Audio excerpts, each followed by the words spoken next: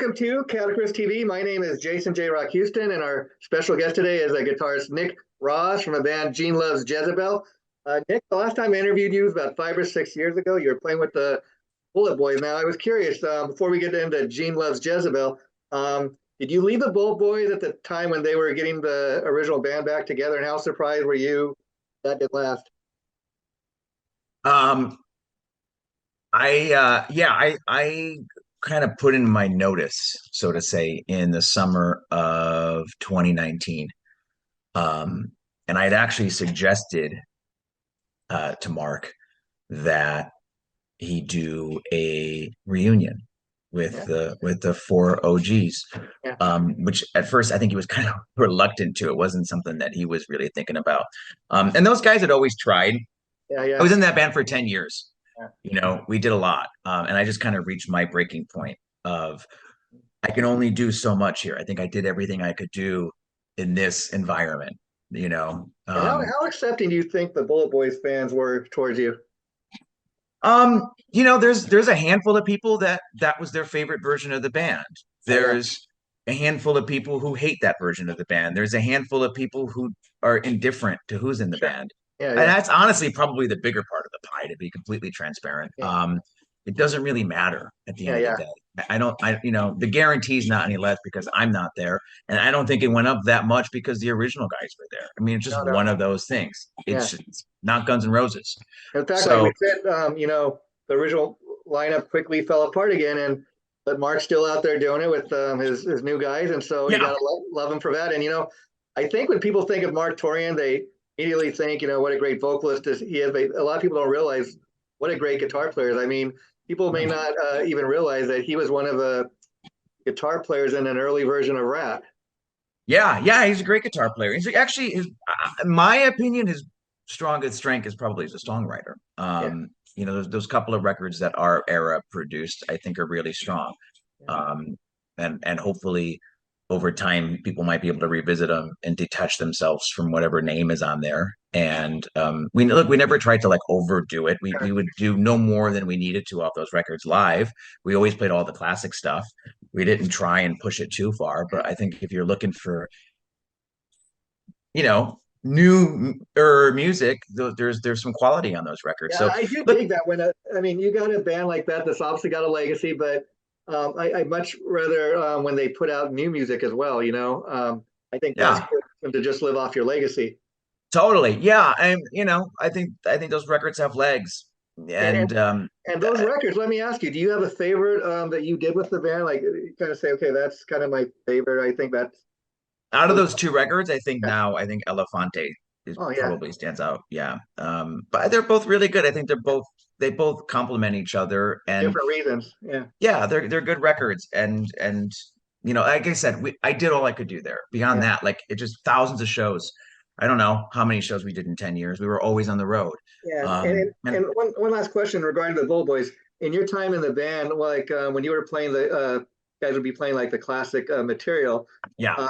Did you kind of play it true to how the original guys played it, or did you kind Yeah, of I mean, you have yeah, to, right? I mean, you can only get so creative. yeah, yeah, I mean, it's pretty self-explanatory. I mean, there's really not a lot of room to yeah, yeah, embellish. We did it a little bit different because we did it as a two guitar band, sure, sure. And which helps. yeah, and of course, like I mentioned, you're in Gene Loves Jezebel now. How many years have you been playing with them now?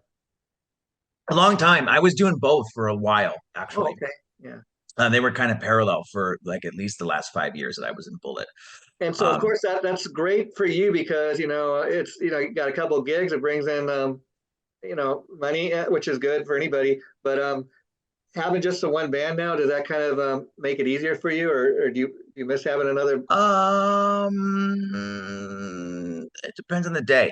Yeah, The thing that's always been nice about Jezebel is that I always kind of explain it as it's more of a collective than a band. yeah, yeah. So there's a lot of us that are kind of involved.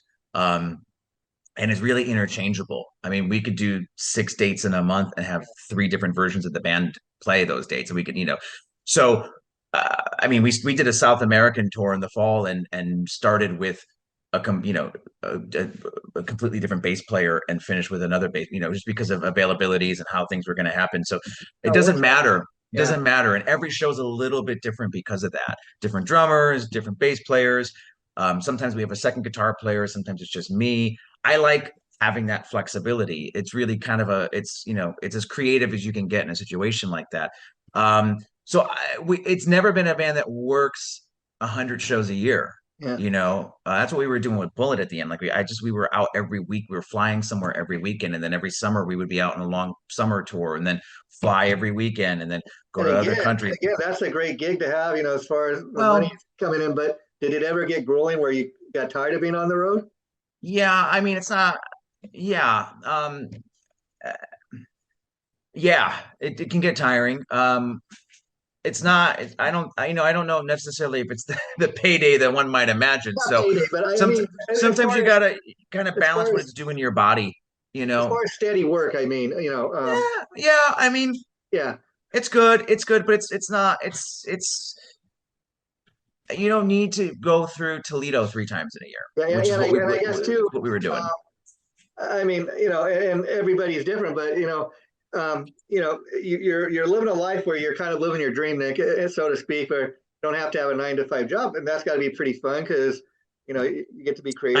I have other businesses outside of music that do pretty well that kind of let me do keep my hands on other pots. Even when I was super busy, I had other things because you come home and there is a month or two of nothing. And it's not just about income, it's about keeping your mind sharp, right? Exactly. Or just having something to do. We learned that, especially during COVID and all the lockdowns. I mean, having these other businesses, I don't know if that I affected was it. slammed. Yeah, I was busy. I haven't had any time off. I So mean, I yeah, haven't stopped working since I was 16. for you, So I love that yeah, work ethic. Yeah. And Gene Loves Jezebel. Let me ask you, because again, that's a band, like you said, been around for years. I'll be real honest with you. I can't name a single song, but I know the there you band's go. got a huge legacy that they've been Yeah. around for years. So the name does mean something. How big of a fan were you of the band, or did you become more of a fan once you joined? Um, I was familiar. They always kind of danced around a lot of other music that was really kind of important to me. Like I love a lot of early 80s English, what they call post-punk, Yeah, yeah, or goth, or it depends on who you want to, who you're talking to in that day. But Beggar's Banquet was the label that put a lot of those bands out.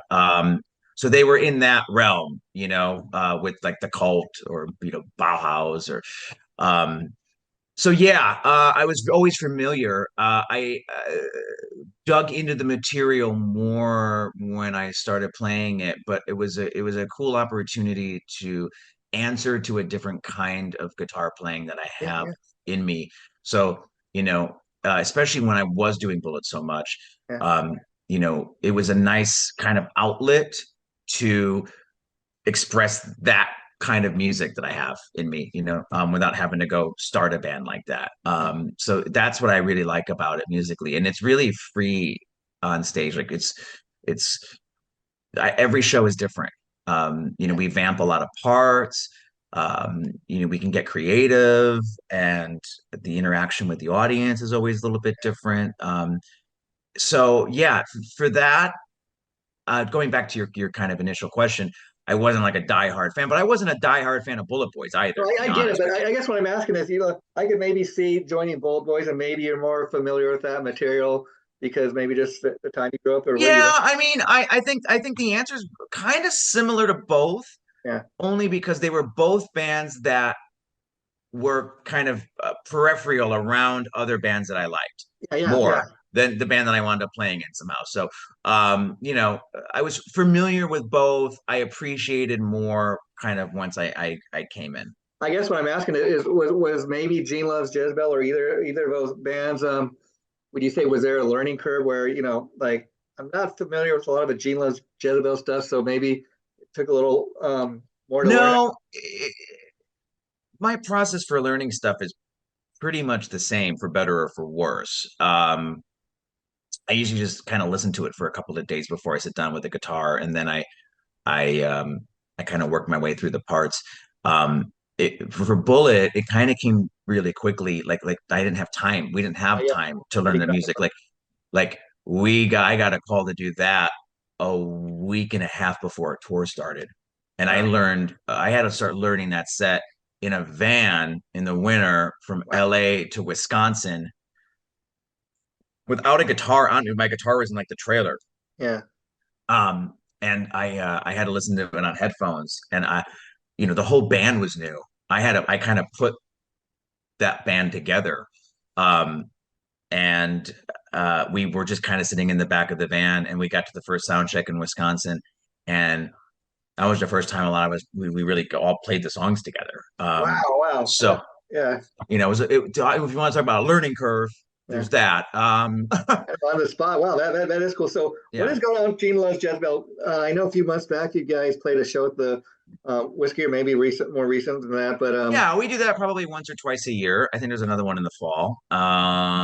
There's a sporadic, bunch of dates throughout the summer. I think in the winter, it was supposed to be in the fall, but I believe in the winter we're going to do a full US run, any like a talk little of new 80s music, package. any talk of new music? Maybe. That'd be cool. I'm not the guy to ask about that one. That's the other thing too. It's very much Michael's band. Oh yeah. Um, it is, and that's kind of what's nice about it too. I don't have to do that. With Bullet, I was advancing I was tour managing, I was playing guitar, I was doing a lot of work. I help out with some of that stuff with Jezebel. I'll make sure that the back line is together before we go out or whatever, and talk to the promoters. But it's very much Michael's engine, and he Of likes to course, run. yeah, yeah. And now, do you enjoy wearing all those hats, or is that kind of just stuff that No, fell I on your? do. I was always like that. I was like that when I was a kid and I started my first couple of bands. I always just took control of everything. And I don't know And if I'm a you're control not the only freak or one. what. I mean, I hear guys like Alex Grossi from Fly Right. Yeah. He's a tour manager. He books the shows. He plays guitar in the band. That's funny. Yeah. Yeah, Yeah. I mean, you gotta be versatile, you know. yeah, A lot of times it's out of necessity. sure, sure. It's one less mouth to feed too. Yeah, that's true. And I know you because we had to reschedule an interview we were going to do a couple of weeks ago because you had a guitar student. So talk a little bit Yeah. about that. You give guitar lessons. So how can people find out about that or reach you? It's usually somebody will reach out to me on Instagram or Facebook, and I'll Zoom lessons with people. Um, it, any in a level really, as long as if you're a prog guy or you're engine to play in Dream Theater, you don't want to take lessons from me. But it's nice to be able to connect with people that appreciate what you do. I don't do it all day. Oh, no, no, I yeah, don't do it full time. I don't consider myself much of a teacher in the technical sense. yeah, Kind of, I like to go over songwriting or performance, or some people like to just learn songs from bands that you've been in. yeah. So that's kind of more of what it's like for me. I definitely wouldn't be the professor at a music school. I learned in a bedroom with records, slowing things down. I think it's a it, it's to me, it's an emotive skill. It's Yeah. not a learned thing. It's not something you can really just go to school I mean, for or even something. you look at a guy like Eddie Van Halen. People were shocked to hear that as talented as he was, he could not read a lick of music. But to your point, it doesn't seem to matter because look at what that guy did. Look at the career he had. Yeah, I mean, at the end of the day, it's an art form, right? Yeah. So, I mean, if one guy's better than the other, is it measured by technicality or is it measured Again, again, by that's just an what you can come opinion up with? because I Yeah, think there's something to be said for you could have a guy that plays the guitar technically precise, but just has no feel, and then a guy that maybe is a little more sloppy or has more of a feel. I mean, yeah, Ace Frehley is a perfect example of that, but absolutely. yeah, influenced a ton of people. And so, who are some of your guitar heroes? Well, you just mentioned one. So Ace Frehley was a big guy for me. No doubt, like probably one of the first. I think if I thought about that hierarchy of my good influences, it probably starts with, um, Ace Frehley, Joe Perry, Oh, sure. um, and then kind of morphs into. Uh, then I found, like, it was all around the same time. So then I found Guns N' Roses. The Sure. pair of Slash and Izzy were really important to me. Um, And then I found guys like Billy Duffy. Yeah. And then I started to find guys like Daniel Ash from Bauhaus and Love and Rockets. Um, And it's my playing is kind of a mixture of things like that. So they're, not, I was never into guys that were too precise or Yeah, proficient. I have no interest in how fast you can play. yeah, I yeah, yeah, really don't. I don't. I'll go watch Ace Frehley play like he's drunk in a bar even when yeah. he's sober. Just any day of the week, because to me there's something about it.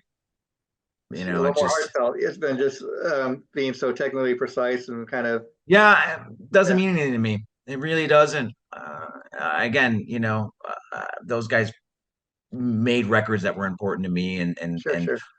each of those guys has a really distinct sound, and Yeah, I stole little pieces from sure. all of that. So yeah, I basically found stuff like that, and then it was punk rock, then like kind of goth post punk, and then kind of mix it all together, and all those different influences. Steve Jones is a Sure, big guy sure. for me. Yeah, yeah. So none of those guys are scholars. No, no. They're just rock and roll guitar players. And how old were you, Nick, when you first started playing? Uh, I was around guitars really, really young. My brother played. Okay. I picked up a guitar at 5. When was I Wow. good? I don't know. Check in with me in 10 years and Oh, maybe I'll well, be the good. fact that you've been playing, playing since 5 and you're kind of doing it professionally like you've been doing, I mean, you must be good at it. People are coming to the shows, right? Yeah. Yeah. Depends on So, who you ask on the day of the week. No, it's yeah. I've been around. Music spoke to me really quickly. It's yeah, probably the only thing that's been really consistent in my yeah. whole life. Along the way, I've found other things that I Oh, can sure. pass the time with, but music has always been the most consistent thing in my life, and it spoke to me as a little kid. I picked it up like I latched onto it right away, and it was always really dear to me. And with that being said, I should be a far better guitar player than I am right now. So I don't know where I got lost, but again, to me, it's vibe, it's emotion, it's style and swagger, Yeah. it's presence. All those things add up. Maybe there's a guy who's really proficient and Yeah. he's really sharp, but he stands there like a log. I Yeah. have no interest in that And guy. again, like you said, like even look at like a band like Gene Loves Jezebel. I mean, there's something to be said for, they're they're not a band that just wears jeans and t-shirts. I mean, there are bands that can get away with that maybe, but I know Yeah. when I go see a band, I want to be entertained. You know what I mean? Yeah. Well, of course. Yeah, it's And even entertainment. It is. talking to So you, I mean, you do have a certain presence. You do have that kind of rock star look. It works for you. You've come to play, as they say. So I think it's all good. I mean, I seen on your Facebook page that obviously you were influenced by Motley Crue. You talked about going to see a band early on in their career, and I can't believe as we sit here and talk, Shout at the Devil turns 40 this year, yeah, no kidding, right? I know. and how excited you were that Time flies. I they mean, got I mean, involved. I Yeah. made my mom take me to see Motley Crue when I was 8. Wow. Wow. What a cool mom. And Yeah. Yeah. yeah, I made her to see Motley Crue, and even then I was fucked up. Like I in one summer I was like, I want to see Motley Crue, Iron Maiden, and Culture Club. Yeah. But yeah, I latched on to things that were visual. Like Motley Crue, even Really. you look at Shout at the Devil, they were totally dark. It was all black and Yeah. red. And then by the next album, and Molly's always done this, they go they get totally glammed out. It was like totally the opposite of what they were doing on Shout at the Devil. But that's what I've always loved about them. They're ever changing. Yeah.